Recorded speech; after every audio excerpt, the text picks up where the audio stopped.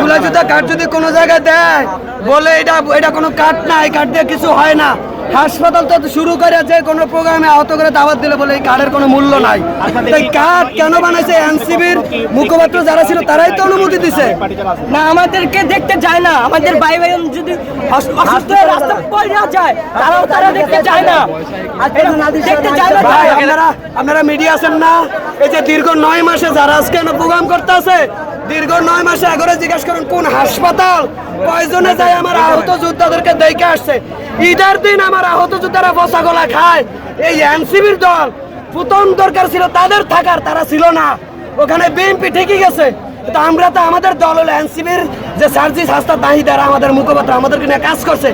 এরা ঈদের দিন যেহেতু আমাদের হাসপাতালের বসা গলা খাওয়ান দিছে, এদের পরিবার কথা ছিল সবার আগে প্রথম কাতারে, এরা ছিল না। এরা আমাদেরকে নিয়ে কি কাজ করবে? এরা শুধু আমাদেরকে ব্যবহারই করতে জানে, কোনো কাজ করতে জানে না। আমাদেরকে কালকে কার্ড দেওয়ার পরে প্রবেশ করতে এই কার্ডে আমাদের কোনো ভ্যালু নাই। এই কার্ড আমরা এই কার্ডের জন্য খুব শীঘ্রই মন্ত্রণালয়ে আপনারা এখানে আসার পর তাদের সাথে যোগাযোগ করছিলেন? এখানে তারাই তো আমাদেরকে দাওয়াত করছে, তারা নিজেরা দাওয়াত করছে। আমার ভাই বোনেরা তারা ভিতরে গেছে বলে এনে ভিআইপির জন্য সিটেডি। আমার আহত যোদ্ধা আছে ভিআইপি কে এখানে, ভিআইপি নেতারা আজকে আহত যোদ্ধাদের রক্তের উপর দিয়ে এই জায়গায় এসে মিটিং করানোর সাহস পায়। ওই আহত যোদ্ধারা ভিআইপি না, তারা ভিআইপি।